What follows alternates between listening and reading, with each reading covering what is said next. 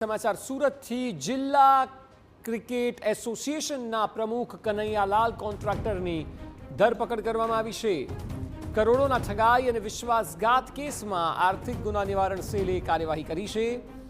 Bogus power of એટર્નીથી 2 crore 92 લાખની loan લઈને છેતરપિંડી આચરી હતી।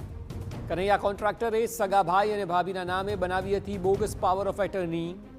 બનાવટી દસ્તાવેજો પર ખોટી સહી કરીને ફાઇનાન્સ કંપનીમાંથી 2 કરોડ 92 લાખની લોન મેળવી અને લોન મેળવ્યા બાદ લોનના હપ્તા ભરવાનું બંધ કર્યું હતું। ભાઈ અને ભાભી દ્વારા ઇકોસેલમાં વિશ્વાસઘાત અને છેતરપિંડીની ફરિયાદ નોંધાવતા કાર્યવાહી કરવામાં આવી છે।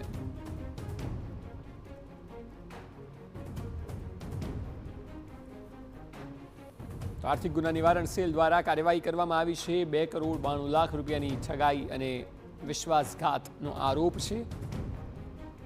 સમગ્ર મામલે હવે ધરપકડ બાદ તપાસનો ધમધમાટ પણ તેજ કરવામાં આવ્યો છે। વધુ માહિતી આપી રહ્યા છે સંવાદદાતા બળદેવ સુથાર। બળદેવ, જણાવો કે આ આખાય કૌભાંડમાં કનૈયાલાલ પર ભાઈ અને ભાભી દ્વારા આરોપ શું લગાવાયા છે અને હવે તપાસ કઈ દિશામાં?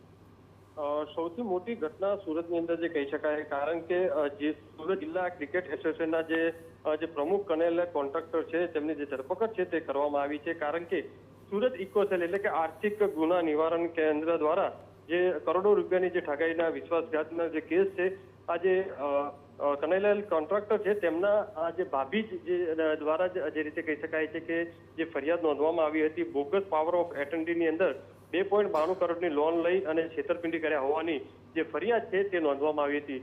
છેલ્લા ઘણા સમયથી આ જે ફરિયાદ નોંધી હતી, પણ જે રીતે પોલીસ દ્વારા જે છેલ્લા ઘણા સમયથી તમામ જે ડોક્યુમેન્ટ હતા તે મેળવવામાં આવી રહ્યા હતા, જે પુરાવા તે મેળવવામાં આવી રહ્યા હતા અને તેને જે મેળવ્યા બાદ આખરે કનૈયા કોન્ટ્રાક્ટર તેના સગા ભાઈ જે તેમનું મૃત થયું છે, જે હેમંતભાઈ અને ભાભી નયનાબેન કોન્ટ્રાક્ટરના નામે જે કરોડો રૂપિયાની જે પેઢીનું જે મિલકત હોય તે બોગસ પાવર ઓફ એટર્ની કરી અને જે ઠગાઈ કર્યા હોવાની જે વિગત જે સામે આવી રહી છે। હાલમાં તો સુરત ઇકોસેલ દ્વારા આજે સુરત જિલ્લા ક્રિકેટ એસોસિએશનના પ્રમુખ છે કનૈયાલાલ કોન્ટ્રાક્ટરની ધરપકડ કરી છે અને તેમને મેડિકલ લઈ અને તમામ જે ધરપકડની જે કામગીરી છે તે હાથ ધરવામાં આવી છે।